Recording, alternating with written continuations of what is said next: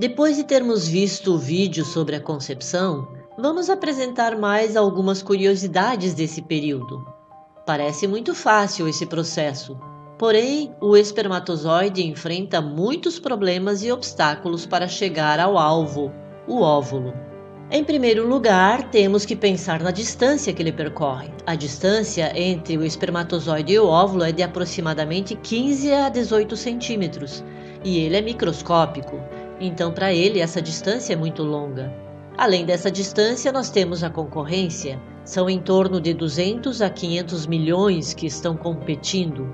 E além disso, eles ainda enfrentam o alto teor de acidez da vagina da mulher, o que ocasiona a paralisia da cauda de muitos espermatozoides. Porém, muitos deles conseguem ativar uma enzima neutralizadora, enfrentando corajosamente esse problema. E eles ainda precisam enfrentar o sistema imunológico do corpo da mãe, pois são corpos estranhos que ali penetraram. Mas eles estão preparados para isso também. Eles produzem um antígeno, formando uma capa protetora, protegendo corajosamente de mais essa adversidade. Bom, sabemos que a mulher tem duas trompas e o espermatozoide ainda precisa tomar o caminho certo, pois o ovócito está em uma delas. Mas esta tarefa não para por aqui. Nós vamos ver agora as próximas transformações e as etapas que surgem, direcionando a nossa atenção ao cérebro.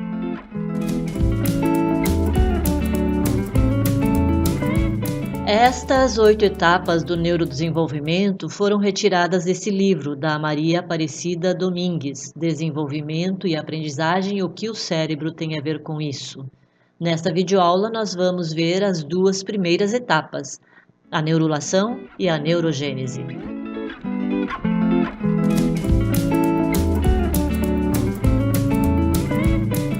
A neurulação é a primeira etapa do neurodesenvolvimento. É a fase inicial da embriogênese, a fase que origina o sistema nervoso.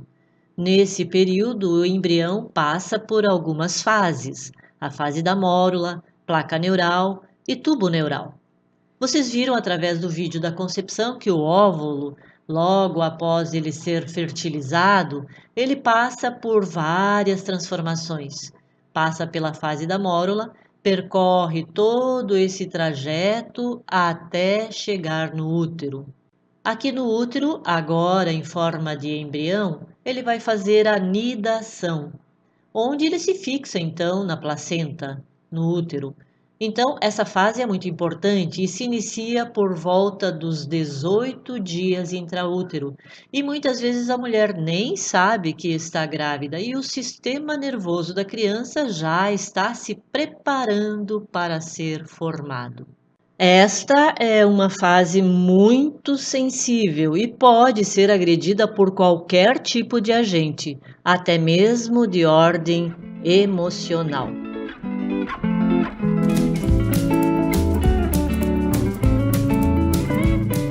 Logo após o embrião se fixar no útero, ele começa a se achatar e a formar uma placa, o que chamamos de placa neural.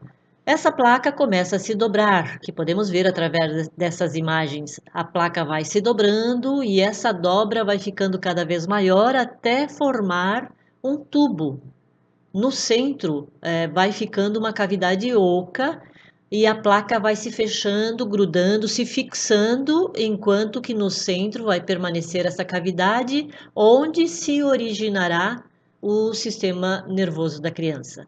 Uma forma muito simplista de entender é que essa parte oca do centro da placa seria a casinha do sistema nervoso. Nós vamos agora ver uma animação onde mostra o processo de placa neural, do tubo neural e uma visualização do que essa estrutura, então, esse processo vai se transformar.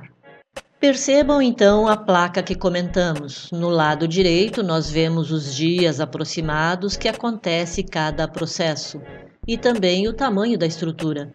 Então já estamos vendo a placa se dobrando e formando a cavidade oca, formando um tubo neural. O fechamento desse tubo se dá do centro para as extremidades. Verificamos então a estrutura que ele se transformará.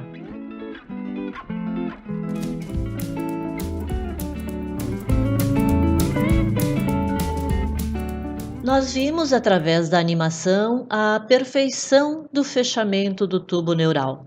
E aí você pode estar se perguntando: pode acontecer algum problema nesse fechamento? Sim, pode acontecer. Nós vimos anteriormente que esse período é uma fase bastante sensível e qualquer agente pode causar qualquer anormalidade. Mas que seriam esses agentes? Pode ser a falta de ácido fólico, irradiação, substâncias químicas, anormalidades cromossômicas, deficiência nutricional, hipertemia materna. Essas são algumas causas que podem afetar esse fechamento. Mas o que acontece? Nós vimos que o tubo neural começa a se fechar do centro para as extremidades. Então, quando ele não se fecha na parte superior, nós poderemos ter casos de anencefalia. Muitas pessoas acham que a anencefalia são crianças que nascem sem cérebro. Não, elas têm cérebro, porém apresentam um encéfalo mais rudimentar, sem os hemisférios cerebrais e cerebelares, ou seja, ela apresenta a parte mais interna do cérebro. Como comentamos antes, quando fica alguma janela nessa casinha, as células neurais fogem, não se formando adequadamente. Isso significa que o cérebro não consegue desenvolver normalmente, porque as células nervosas que deveriam ir para a região do córtex não foi contido nessa região. Mas pode acontecer também um mau fechamento do tubo neural na parte posterior, ou seja, na parte de baixo. Esse mau fechamento poderá ocorrer à espinha bífida. A espinha bífida é um defeito ósseo das vértebras, onde acontece, nos casos mais graves, as meninges e o tecido neural se estendem para fora do corpo. Ou seja, ele não consegue ficar contido dentro da casinha, ocorrendo muitas vezes a paralisia da criança.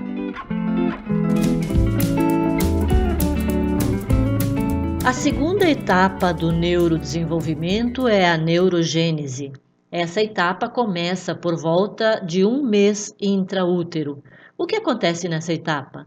Acontece a produção das células neurais, dos neurônios, dos indivíduos que vão morar nessa casinha. Começa mais ou menos com 1 mês de gestação e aos 3 meses a produção é muito intensa, cerca de 150 a 200 mil por minuto.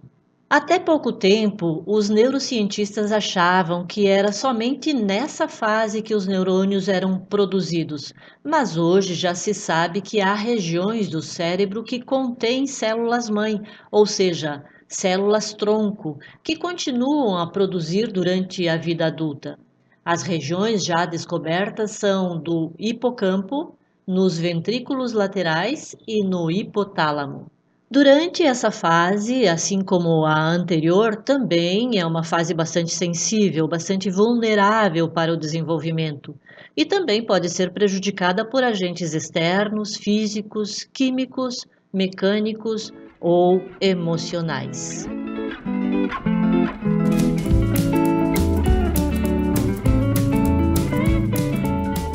O que são neurônios? Neurônios são as células nervosas, são unidades funcionais do sistema nervoso. São células especializadas capazes de conduzir um impulso nervoso. O neurônio é formado por um corpo celular que se chama soma. Deste corpo celular nós temos alguns ramos que saem dele, que se chamam dendritos. Do corpo celular também nós temos um cabo que sai dele, que se chama axônio. Desse cabo temos algumas ramificações que terminam com os botões sinápticos. Então, pelos dendritos, nós recebemos as informações que é processada no corpo celular, no soma, e é enviada pelo axônio até o final das suas ramificações e nos botões sinápticos, que estão conectados com músculos ou glândulas e encaminham então a mensagem. É importante ressaltar que a entrada das informações ocorre num só sentido. Não há vias de mão dupla nessa transmissão. Podemos classificar os neurônios como aferentes, que trazem os estímulos, as informações para o sistema nervoso central, os eferentes, que retransmitem ou que levam essas informações para diferentes partes do corpo, e os interneurônios, ou neurônios de associação. Esses são mais numerosos e fazem ligação em diferentes regiões do sistema nervoso.